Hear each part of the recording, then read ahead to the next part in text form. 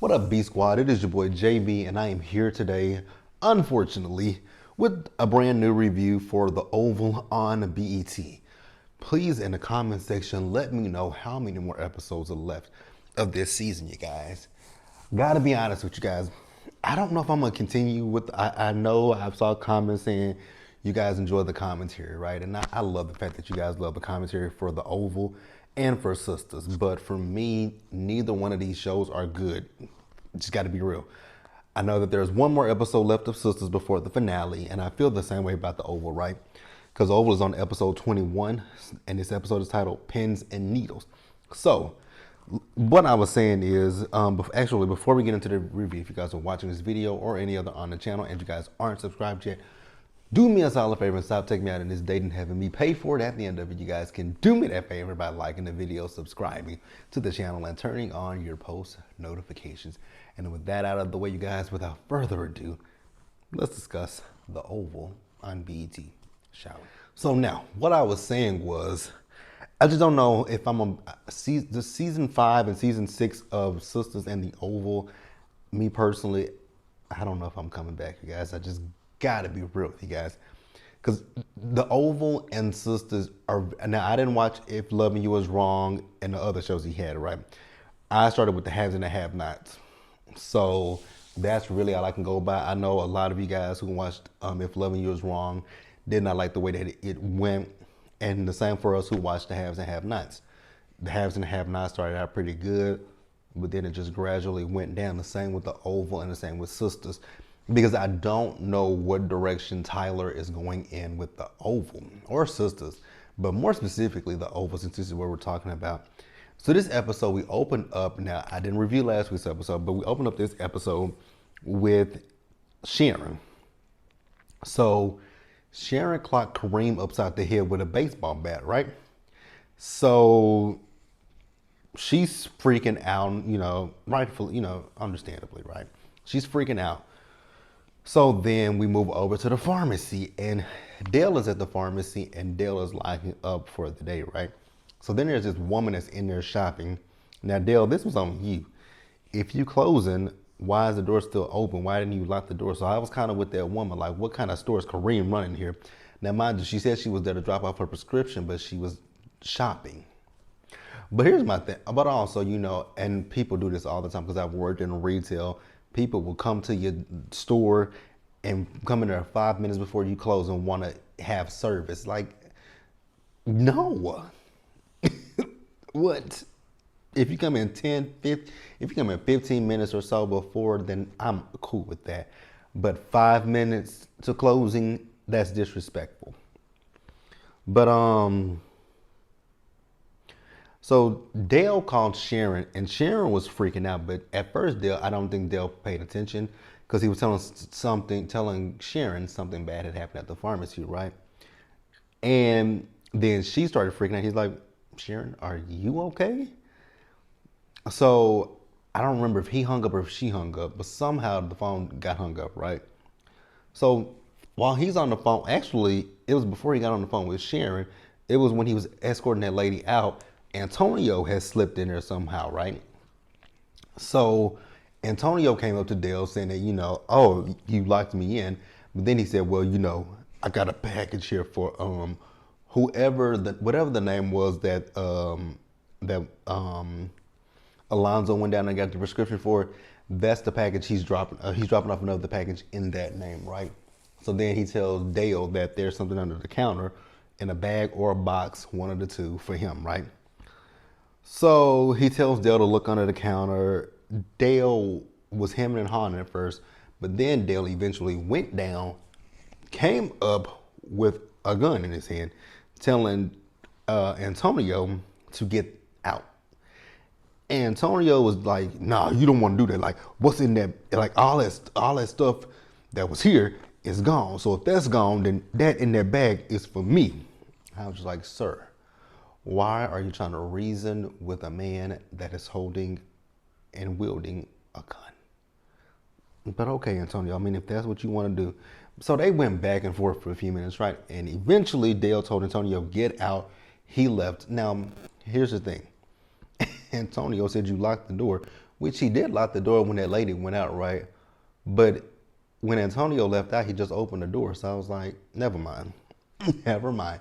It ain't that big of a deal. Let's pause here and move forward, you guys. So we see Alan and Alonzo. So Alan asked Alonzo, did you get the stuff?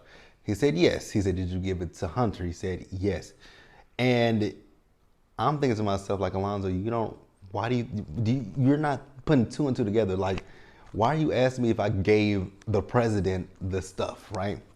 So Antonio called Alan to basically tell Alan, like, so your boy, did he go down there and get the stuff? He said, yeah. So then Antonio tells him, well, your boy robbed us. And he's like, nah. He's like, I got cameras in there, so I saw it, right? So he said, you know who that shit belongs to. You need to get that shit back. I was like, sir, calm down. But then he said the Mexican cartel owns it, right? So we see Alan as Alan went up to Alonzo and asked Alonzo, so Alonzo, did you go get the stuff? He said, well, not he didn't ask him to get it. He asked him did he steal more than what he was supposed to take. Alonzo says no. Alan says, stop lying to me. Alonzo's like, I'm not lying to you. Yeah, no, Tyler. The back and forth. He said, there's a camera. He says, I got all the footage. He said, no, you didn't. There was another one that your dumb ass left. I was like, okay, I don't care, right? So Alonzo eventually told Alan where the drugs were so he can go get the drugs and get them back to, what's his name? Antonio. So Nancy is still high. What kind of drugs is Nancy on? Like, this is giving psychedelic drugs, like synthetic, like it's just giving a mixture. Now I know somebody said in the comments that, and I remember the doctor did say it was a mixture of things, right? But what is the dosage? Because I guess the dosage is considerable. But here's the thing with Nancy, unless these drugs have terrible side effects, because Nancy took the drugs. Oh, that's right. Never mind, I forgot about it. You guys don't have to put it in the comments because I remember when Sharon was there. Sharon looked at the bottle, and Nancy had taken a whole heap of them pills. So that's why Nancy is high as hell. So Nancy is still talking about the fact that Barry is deceased, right? Now, I don't believe that Barry is deceased. I feel like I said in the last review that I did, I feel like with the Barry situation, I feel like Barry is much similar to the Ruth situation, where we thought Ruth was dead, but turns out they use a decoy. Sometimes the things that Tyler writes makes no sense, but you know, I know what Tyler is doing with his writing. It's giving soap opera, it's giving All My Children, it's giving One Life to Live, Days of Our Lives, Passions, As the World Turns, Guiding Light, The Young and the Restless, Ryan's Hope, Santa Barbara, Dallas. I know it's giving all of those, right? And yes, I know a lot about soap operas, you guys. My grandmother and my mother used to watch the ones that were canceled before I was born. So I know I've heard about Ryan's Hope and all that kind of stuff. Ryan's Hope, like I said, Santa Barbara.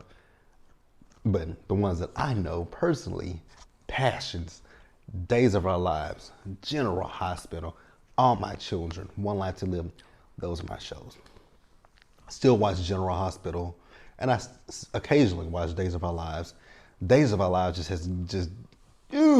Days of Our Lives is starting to, well, no, I was about to say Days of Our Lives is giving Tyler Perry, but Days of Our Lives has always been the way that it is currently. The demonic stuff, the devil, all that kind of stuff. It's been weird since it's begun.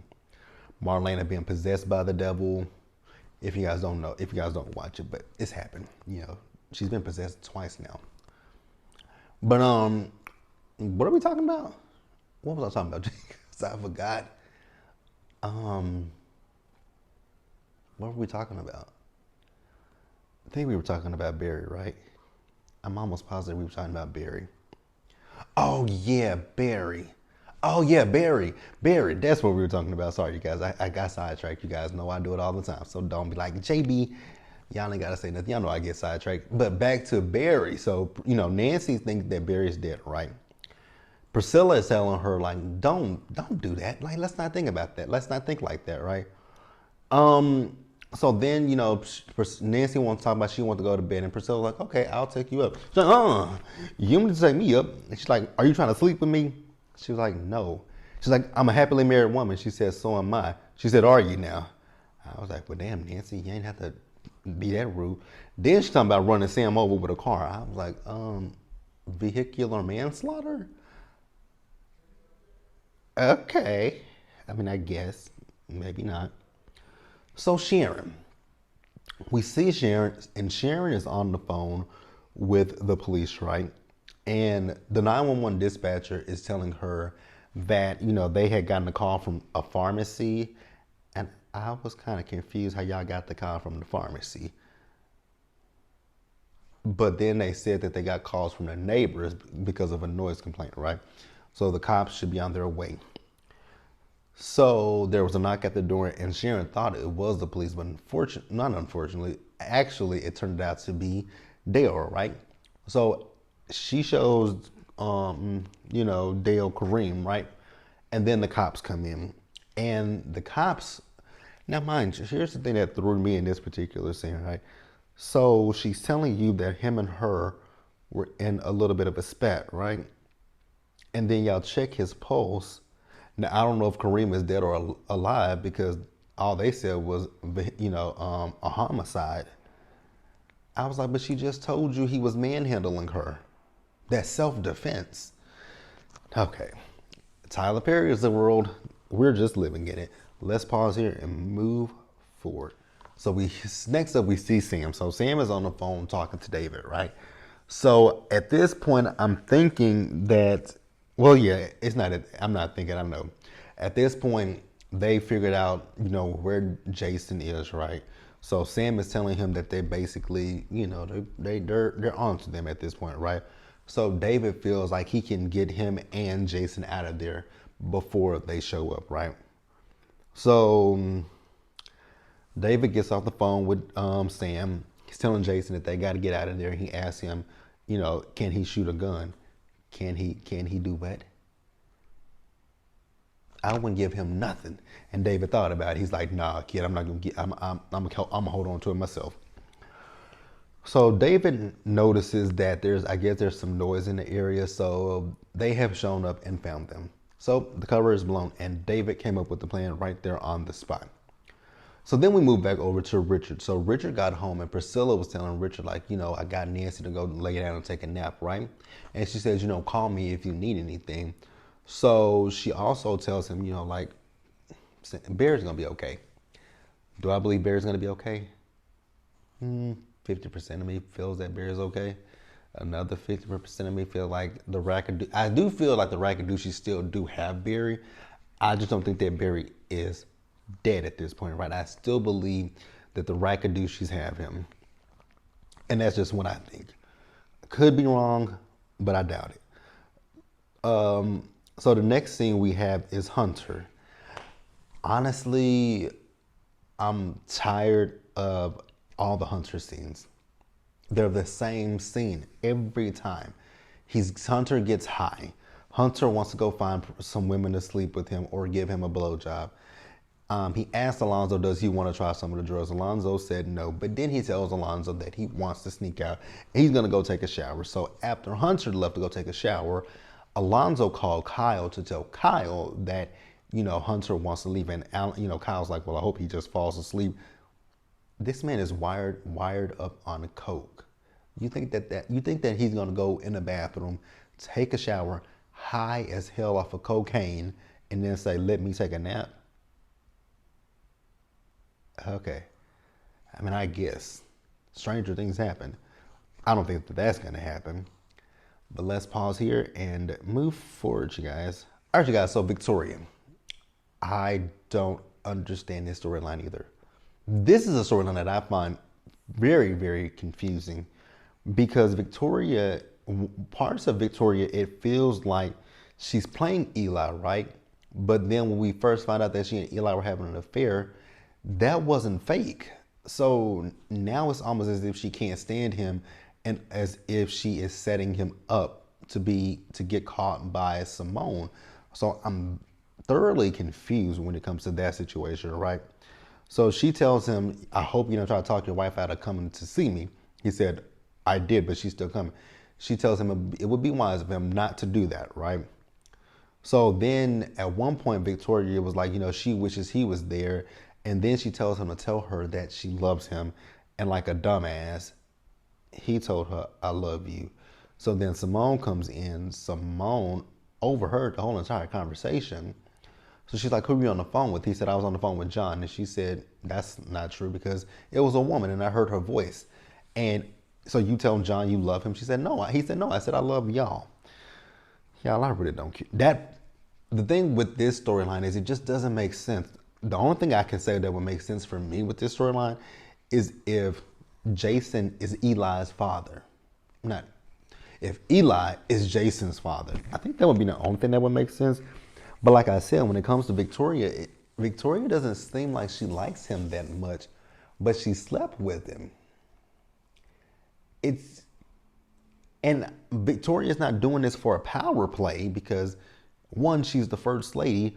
Her father is a powerful man, so I don't understand where Tyler is going with the Victoria storyline. I just don't know where we're going with that storyline. It really doesn't make a whole lot of sense to me.